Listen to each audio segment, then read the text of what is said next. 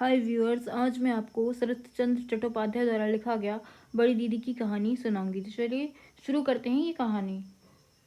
माधवी ने देखा। वास्तव में मनोरमा कुछ भी नहीं समझ पाई। यह जानकर माधवी ने उसे एक एक करके आदि से अंत तक की सारी बातें समझा दी। इसके बाद कहा, लेकिन अगर कहीं मास्टर ना बचते तो शायद मैं पागल हो जाती। मनोरमा ने अपने मन में कहा, इस समय पागल होने में कसर ही क्या है। उस दिन बहुत ही दुखी हृदय लिए मनोरमा अपने घर चली गई। उसी दिन रात के समय कागज कलम लेकर मनोरमा अपने पति को पत्र लिखने बैठी। पत्र में लिखा, तुम ठीक कहते थे कि स्त्री जाति का कुछ विश्वास नहीं है। मैं भी आज इसी को दोहराती हूँ, क्योंकि आज माधवी ने मुझको यही शिक्षा दी है। मैं उसे बचपन से जानती हूँ। वह मेरे साथ खेली और बड़ी बड़ी है सहेली है। मैं उसके रग रग से वाकिफ हूँ, इसलिए उसे दोष देने की इच्छा नहीं होती। ऐसा करने की हिम्मत नहीं पड़ती कि समूची स्त्री जाति को दोष दो। मैं तो विधाता को ही दोषी ठहराऊंगी। उन्होंने क्यों नारी हृदय को इतना कोमल बनाया। नारी हृदय की रचना जल जैसे तरल पदार्थ से क्यों की। विधाता ने नारी के सरल हृदय में इतना अधिक स्नेह, प्यार और प्रेम लबालब क्यों भर दिया। किसने ऐसा करने के लिए उनकी खुशामद की थी। चतुरानन के चरणों में मेरी तो अब यही प्रार्थना है कि वश में स्त्री के हृदय को ज़रा जोरदार और कठिन बनाया करे, और तुम्हारे स्त्री चरणों में यह प्रार्थना है कि मैं बस इन्हीं पूज्य चरणों में सिर रखकर सा आनंद तुम्हारा प्यारा मुखारबिंद देखते देखते मरने का सौभाग्य प्राप्त कर सकूं। माधवी को देखने से बड़ा डर लगता है। उसने मेरी जिंदगी भर की धारणा और बद्धमूल विश्वास को उलट पुलट कर दिया है। सच मानो मेरा भी बहुत अधिक विश्वास ना करो। शीघ्र ही आकर अपने साथ ले जाओ। यथा समय यह पत्र मनोरमा के पति ने पाया। उसने इसके उत्तर में लिख भेजा, जिसके पास रूप है वह उसे दिखाएगी ही। जिसके हृदय में प्रेम प्रीति है, जो प्यार करना जानता है, वह प्यार अवश्य ही करेगा। माधवी आम वृक्ष के आश्रय लेती है, उससे लिपटती है। यही दुनिया की रीति है। इसके लिए तुम या मैं क्या कर सकता हूँ। तुम्हारा मैं खूब विश्वास करता हूँ, उसके लिए तुम कुछ चिंता न करना। मनोरमा ने पति का पत्र पाकर उसे पढ़ा, उसे माथे से छुआ और पूज्य पति के चरणों में मानसिक प्रणाम करके उसके उत्तर में लिख दिया, माधवी कलमुही कुल कलंकनी है।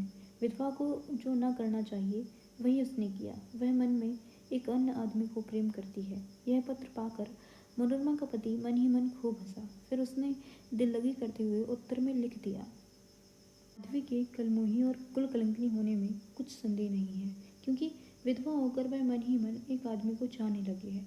तुम लोगों के खफा होने की बात ही है। विधवा होकर वह क्या तुम सब सद्भाव के अधिकार पर हाथ डालने लग गई। मगर मैं जब तक जीवित हूँ तब तक तुम्हें कुछ चिंता नहीं करनी चाहिए। यह बड़ा अच्छा अवसर है। इस अवसर पर तुम्हें बड़े आनंद और आराम से किसी और एक आदमी को मन ही मन प्यार कर लो। सच पूछो तो तुम यह नई खबर देकर मुझे विस्मित या चकित नहीं कर सकी।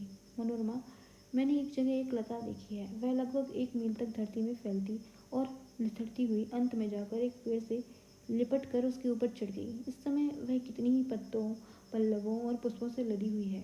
तुम जब यहाँ आओगी तब हम दोनों चलकर उसे देख आएंगे। मनोरमा ने खींच कर इस पत्र का उत्तर नहीं दिया। इधर माधवी दिनों दिन दुबली होती जा रही थी। उसकी आंखों के नीचे स्याह दाग दिखाई देने लगे थे। उसका खिला हुआ मुखड़ा मुरझा गया था। कामकाज में वह मुस्तैदी, वह उत्साह और वह फुर्ती अब नहीं रही थी। कुछ कुछ ढिलाई और शिथिलता दिखाई पड़ती थी। सबका ध्यान रखने, सबका ख्याल रखने, सबकी आदर यत्न सेवा आदि में संतुष्ट देखने का चाव चित्त में वैसा ही था, बल्कि और अधिक हो गया था। पर कामकाज करने में भूल चूक हो जाती थी। माधवी पहले जैसी किसी काम में गफलत नहीं होने देती थी। यथा समय हर एक छोटा या बड़ा काम करना याद रखती थी। वह अब नहीं है।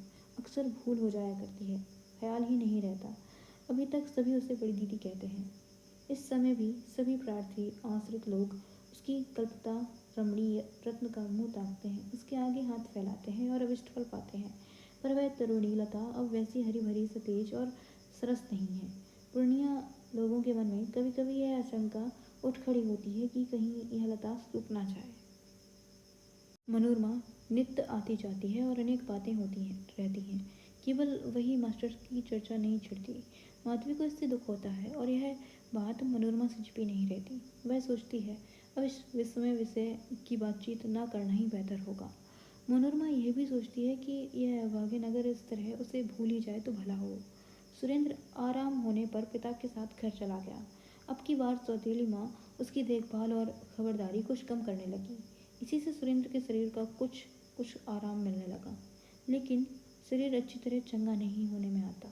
इसका कारण यही था कि हृदय के अंदर एक कांटा खटकता रहता है, जिसकी व्यथा बहुत बढ़ती है। रूप और यौवन की आकांक्षा या रस की प्यास अभी तक उसके अंतःकरण में उत्पन्न नहीं हुई है। इन बातों का विचार ही उसके मन में नहीं उठता।